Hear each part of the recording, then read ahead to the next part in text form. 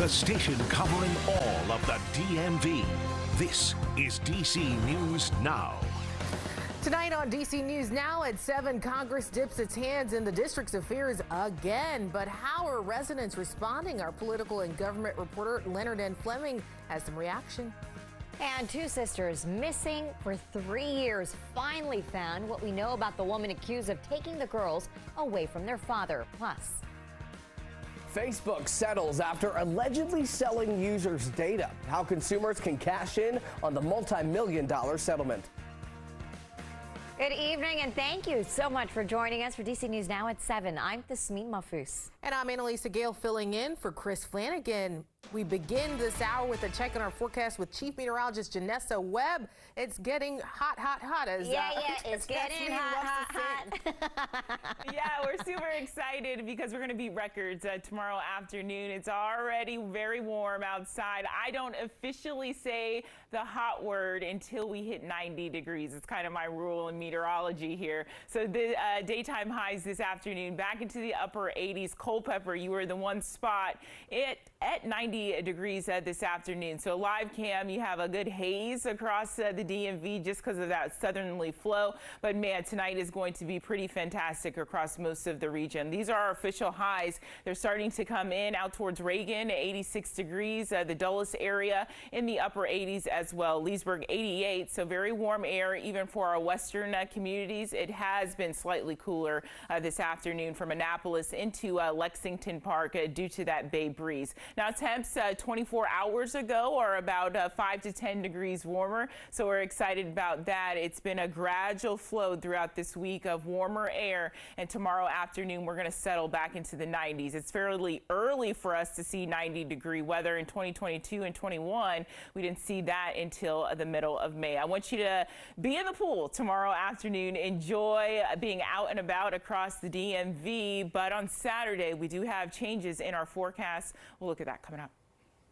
And developing now, Republicans in Congress say they're trying to help make D.C. safer from crime by wiping away laws enacted by the district's elected officials. Last night, the House struck down a council police reform bill in the name of public safety. Our political and government reporter Leonard N. Fleming joining us now live. Leonard, how are D.C. residents feeling about this?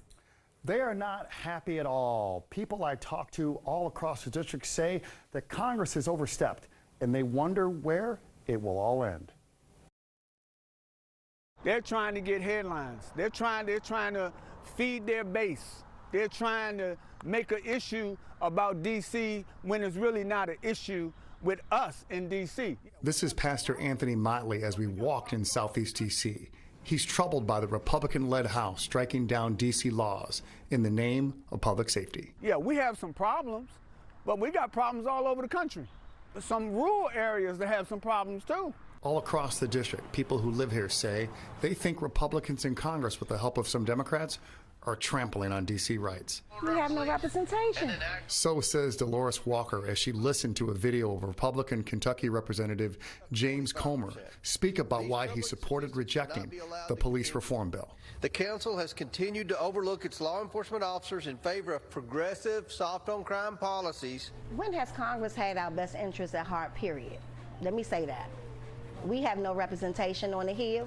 We have Eleanor Holmes Norton that's there. Why is she there? We have no say now. Mike Caprio has lived in D.C. his whole life.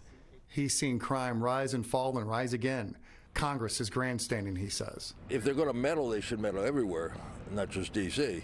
These are just a few of the many impractical and outrageous proposals of the legislation. It makes me feel like I'm a citizen without all the rights of a citizen. Lewis was getting his haircut in a barber shop on a block in the northwest part of the city where crime has been a problem. If the crime is as high as it is, and if the council is trying to do their job to reform the laws to kind of tackle some of that, then why would you repeal it?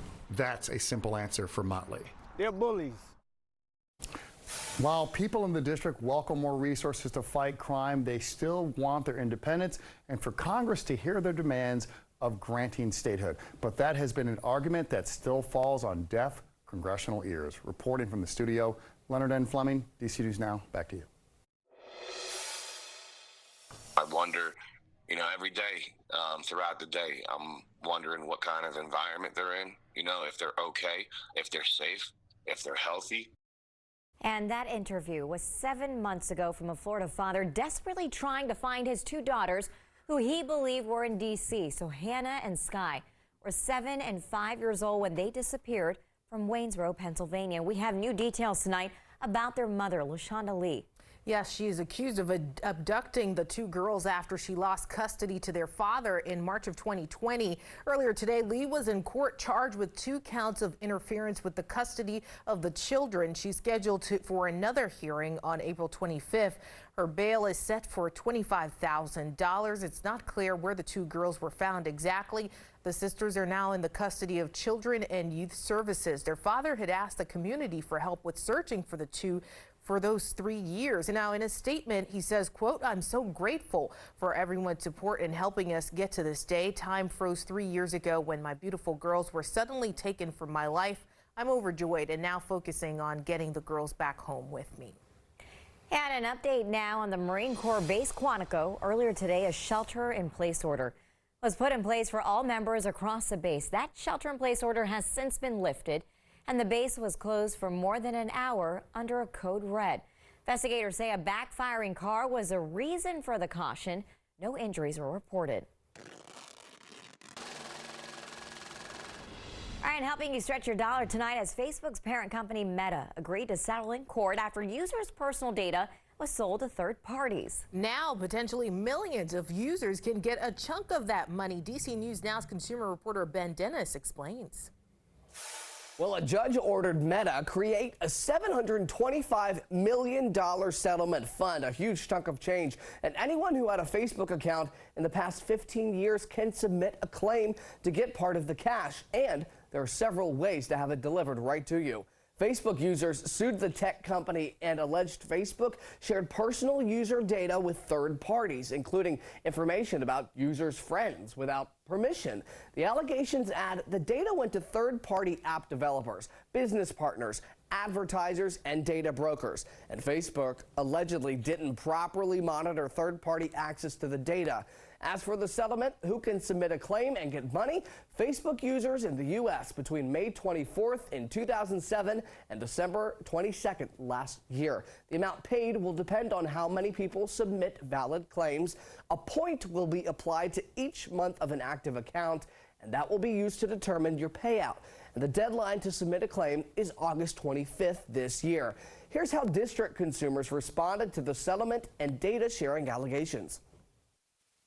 Man, give me money, man. It's money, you know what I'm saying? But it happens so frequently, it doesn't faze me as much. Also, I'm just like a normal person. I don't know what interesting data they're going to get from someone like me. So it's like, okay, that's fine. You'll see I'm looking at soaps or something. Like, it's not anything crazy. I think my personal information is my personal information. Yeah. If I don't give you permission, why would you sell it without my permission? Because I got kids also, you know what I'm saying? I want them to come in this world knowing that the information is safe.